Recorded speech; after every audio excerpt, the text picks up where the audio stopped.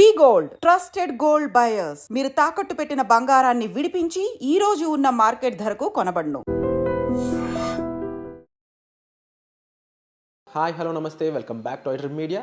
ఈరోజు మనతో ఉన్నారు సీనియర్ స్టాక్ మార్కెట్ అనలిస్ట్ అయిన ప్రభు గారు.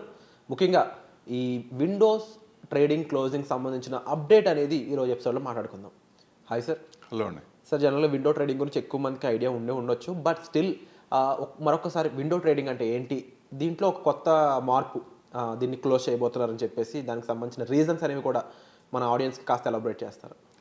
అంటే సెబీ ఇప్పుడు రిస్ట్రిక్షన్స్ బాగా తెస్తుంది. ఎందుకంటే క్లయింట్ ఓరియంటెడ్ సేఫ్టీ కోసం ఎక్కువ ప్రికాషన్స్ తీసుకుంటుంది. ఎవరు కూడా ఇన్వెస్ట్మెంట్ చేసిన వాళ్ళు కానీ ట్రేడింగ్ చేసేవాళ్ళు కానీ ఎక్కువ నష్టపోకూడదు.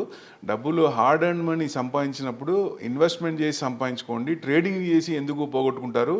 లేదా ఇట్లా మ్యానిపులేషన్స్ కొన్ని ఉంటాయి. ఈ విండో క్లోజింగ్ అనేది ప్రో అకౌంట్. యాక్చువల్గా ఏదైనా లిస్టెడ్ కంపెనీస్కి ప్రో అకౌంట్స్ ఉంటాయి. ఆ ప్రో అకౌంట్స్లో వాళ్ళు ఏంటంటే కొన్ని రిస్ట్రిక్షన్స్ ఉంటాయి. ఇదివరకు అంటే వాళ్ళ వరకు బ్లాక్ చేసేవాళ్ళు. ఏదైనా ఇష్యూ ఉందనుకోండి, బోనస్ కానీ స్ప్లిట్ కానీ ఇట్లా ఉన్నప్పుడు ఏం చేస్తారంటే అది బ్లాక్ చేస్తారు. అంటే ఏ స్క్రిప్ట్నైనా మ్యానిపులేషన్ చేసుకోవడానికి, ఎందుకంటే మేనేజ్మెంట్ కోటా ఎక్కువ ఉంటుంది. ఆ కోటా ఎక్కువ ఉన్నప్పుడు కొంతమంది ఏం చేస్తారంటే ఆ స్క్రిప్ట్ని ప్రైజ్ని పెంచడానికి మ్యానిపులేట్ చేస్తారు. సో అట్లాంటివి చేయకుండా రిస్ట్రిక్షన్ చేయడానికి సెబీ కొత్త ప్రికాషన్ తీసుకుంది. ఇదివరకు పెద్ద చూసేది కాదు, అంత రిస్ట్రిక్షన్స్ ఏం లేవు. ఇప్పుడు 48 hours ముందు క్లోజ్ చేస్తుంది. అంటే అప్పుడు వాళ్ళు ఏం చేయలేరు. మనం లాస్ట్ 8/8/2000 కూడా ఒక స్కామ్ చూసాం. గుజరాత్ నుంచి ఒక లేడీ దాదాపుగా 460 అకౌంట్లు ఓపెన్ చేసి లిస్టింగ్ అప్పుడు జస్ట్ 1 day బిఫోర్ లిస్ట్ అయిన తర్వాత అందరికీ అలాట్మెంట్ అయిన తర్వాత అక్కడి నుంచి ఒక్క అకౌంట్కి ట్రాన్స్ఫర్ చేసుకొని దాన్ని మ్యానిపులేట్ అట్లా చేసి బాగా లాభాలు పొందారు. అదే మన కార్వీ స్కామ్ కూడా. అప్పుడు ఏం చేశారంటే కార్వీ స్కామ్ కూడా బయటికి ఎందుకు వచ్చిందంటే, ఇప్పుడు మనం ఐపీఓ అప్లై చేస్తాం, మనం పెట్టిన మినిమం అమౌంట్ 15,000 కానీ మ్యాక్సిమం 2 lakhs కానీ మొత్తం రావు కదా. వాళ్ళ సబ్స్క్రిప్షన్ ప్రకారం ఎంత అలాట్మెంట్ చేయాలో చూసి వాళ్ళు చేస్తారు. దానికి ఇక్కడ ఏమైందంటే రిటర్న్ వచ్చేటప్పుడు అలాట్మెంట్ చేసిన తర్వాత బ్యాలెన్స్ అమౌంట్ అన్ని అకౌంట్లు కలిపి ఒకే అకౌంట్ ఇచ్చారు. చెక్ ఒకే అకౌంట్ ఇచ్చారు. అప్పట్లో చెక్కులు ఉండేవి, చెక్ ఒకే అకౌంట్ ఇచ్చారు. అక్కడ పట్టుకుంది సెబీ. సో ఇట్లాంటివన్నీ జరగకుండా ఉండటానికి డైరెక్ట్గా ఇప్పుడు ఎవరైతే చేశారో ఆ అకౌంట్కే వెళ్తాయి. ఇదివరకు లాగా అన్ని లంసమ్గా టోటల్ అకౌంట్స్ తీసుకొని అట్లా వెళ్ళటానికి లేదు. ఇట్లాంటి రిస్ట్రిక్షన్స్ అన్నీ క్లయింట్ సేఫ్టీ కోసమే పెడుతోంది. ఇవి మంచివి కూడా, ఎందుకంటే ఎవరు కూడా నష్టపోకుండా ఉండటానికి. సో డెఫినెట్గా ఇట్లాంటివి ఉంటే మంచిది. ఎందుకంటే ఎవరు కూడా ఇన్వెస్ట్మెంట్ చేసిన వాళ్ళు కూడా నష్టపోకుండా ఉంటారు. అలాట్మెంట్ కావాల్సిన వాళ్ళు కూడా కాకుండా వేరే వాళ్ళకి వచ్చి వాళ్ళు లాభపడకుండా కూడా ఉంటుంది. సో మేనేజ్మెంట్ ప్రో అకౌంట్లో కూడా కొన్ని, అంటే అందరూ చేస్తారని నేను చెప్పను కానీ కొన్ని కంపెనీలు చేసినాయి, కేసెస్ ఆర్ దేర్. సో అట్లాంటివి జరగకుండా ఉండటానికి ఇవి ప్రికాషన్. విండో క్లోజింగ్ అనేది ఆల్రెడీ ఉంది కానీ రిస్ట్రిక్షన్ తీసుకొచ్చింది.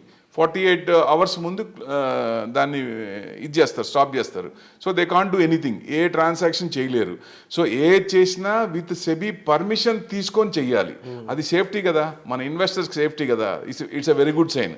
ఇట్లాంటివి చాలా ప్రికాషన్స్ సెబీ ఈ మధ్య ఎక్కువ తెస్తోంది. ఇది మన మంచికే, ఎందుకంటే ఆప్షన్స్లో ఎక్కువ పోగొట్టుకుంటున్నారు, ఇన్వెస్ట్మెంట్లో ఉన్న హార్డ్ అండ్ మనీ పోగొట్టుకోకండి అని మంచిగా చెప్తోంది. డెఫినెట్గా ఇది మంచిది. డెఫినెట్గా మన కోసమే, మన డబ్బులు పోకుండా ఉండటానికి మంచిదని నా ఉద్దేశం.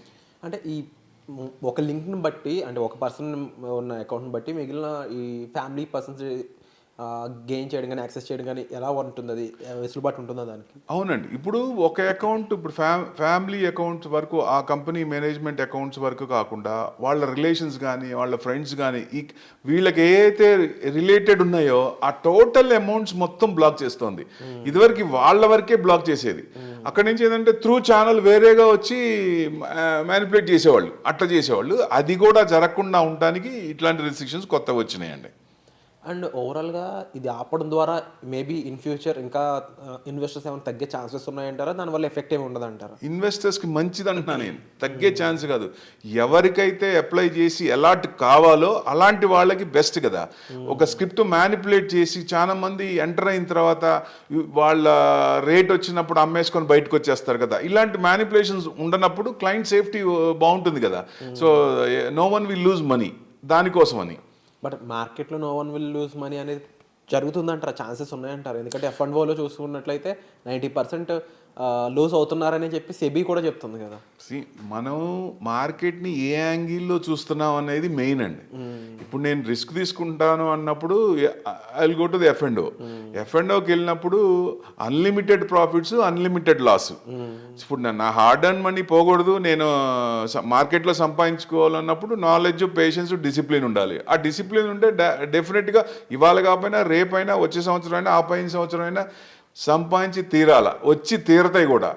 అందుకే మనకి పేషెన్స్ ఉండదు. ఆ స్క్రిప్ట్ బాగుండి, వాల్యూస్ బాగుండి, ప్రైజెస్ ఓన్లీ డిఫర్ అవుతాయి. వాల్యూస్, కంపెనీ వాల్యూస్ ఎక్కడ పోవు.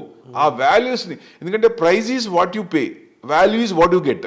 So that's important. ఆ వాల్యుయేషన్ ఎక్కడ ఇంపార్టెంట్, ఆ వాల్యుయేషన్స్ కంపెనీని మనం వదలాల్సిన పని లేదండి. ఎందుకంటే it's a news driven market.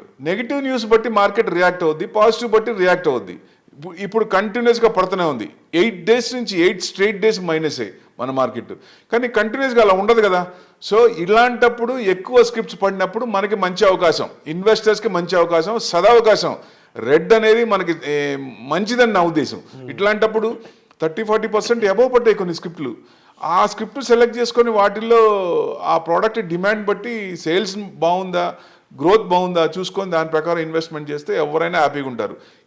Wealth creation రాదు అనేది సమస్య లేదండి, ఎట్టి పరిస్థితుల్లో వస్తుంది. ప్రొవైడెడ్ మనం మార్కెట్ని ఏ యాంగిల్లో చూస్తున్నాం అనేది ముఖ్యం.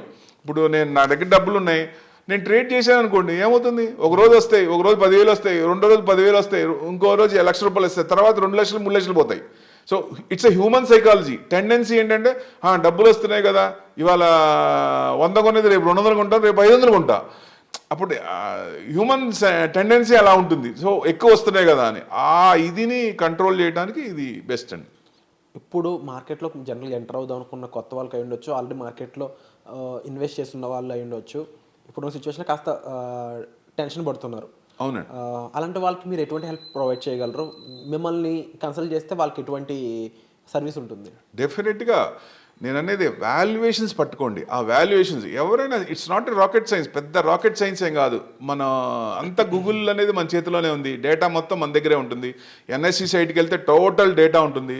ఎఫ్ఐఎస్ కొంటున్నారా, డిఐఎస్ కొంటున్నారా, ఎవరు కొంటున్నారు, ఏ స్క్రిప్ట్ మీద బలం ఉంది, ఏ స్క్రిప్ట్లు ఏ లెవెల్లో కొంటున్నారు, రేంజ్ బౌండ్స్ ఏంటి, ఇవన్నీ ఉంటాయి. ఇవన్నీ ఉన్నప్పుడు మనం ఆ స్క్రిప్ట్ మీద మనకి బలం ఉన్నప్పుడు, ఆ రేంజ్ బౌండ్స్ మనకి క్లారిఫైగా మన మైండ్ సెట్లో ఉన్నప్పుడు డెఫినెట్గా ఆ రేంజ్లో వచ్చినప్పుడు, ఇప్పుడు S&P ఉంది, S&P 500 5,800 నుంచి 6,200 ఉంది. ఆ 6,200 ఆల్ టైమ్ హైలో ఉన్నాయి. మనం 23 నుంచి 24లో ఉన్నాం. రేంజ్ 23 నిన్న కట్ అయింది అంటే లోవర్ లెవెల్లో ఉన్నాం. ఇప్పుడు లోవర్ లెవెల్లో ఉన్నప్పుడు స్క్రిప్ట్స్ బాగా పడి ఉంటాయి కదా. అలాంటి స్క్రిప్ట్స్ పట్టుకున్న మనకు లాంగ్ టర్మ్ వ్యూ ఎప్పుడు లాంగ్ టర్మ్ ఉండాలండి, షార్ట్ టర్మ్ కాదు. షార్ట్ టర్మ్లో వస్తే సంతోషం, రానప్పుడు మనం ఏం చేయాలి, వెయిట్ చేయాలి. ప్రస్తుతానికి విండో ట్రేడింగ్ క్లోజింగ్ అయితే ఇలా ఉండబోతుందండి. అండ్ దీనికి సంబంధించి మరింత ఇన్ఫర్మేషన్ కావాలి, ఎందుకంటే ఎపిసోడ్లో మనకున్న టైం బట్టి కాస్త ఇన్ఫర్మేషన్ ఇవ్వగలిగాము. బట్ మీకు పూర్తి ఇన్ఫర్మేషన్ కావాలి, దానికి సంబంధించిన విషయాలు ఇంకా తెలుసుకోవాలనుకున్నట్లయితే డిస్ప్లే అవుతున్న నెంబర్స్ కాల్ చేసి మీరు ప్రభు గారిని సంప్రదించవచ్చు. అండ్ ఎటువంటి హెల్ప్ కావాల్సిన కూడా మీకు ఇన్వెస్ట్మెంట్స్ పరంగా కూడా సార్ పూర్తి హెల్ప్ మీకు అందజేస్తారు. సో వచ్చే ఎపిసోడ్లో మళ్ళీ కలుద్దాం తప్పకుండా. Thank you. Thank you.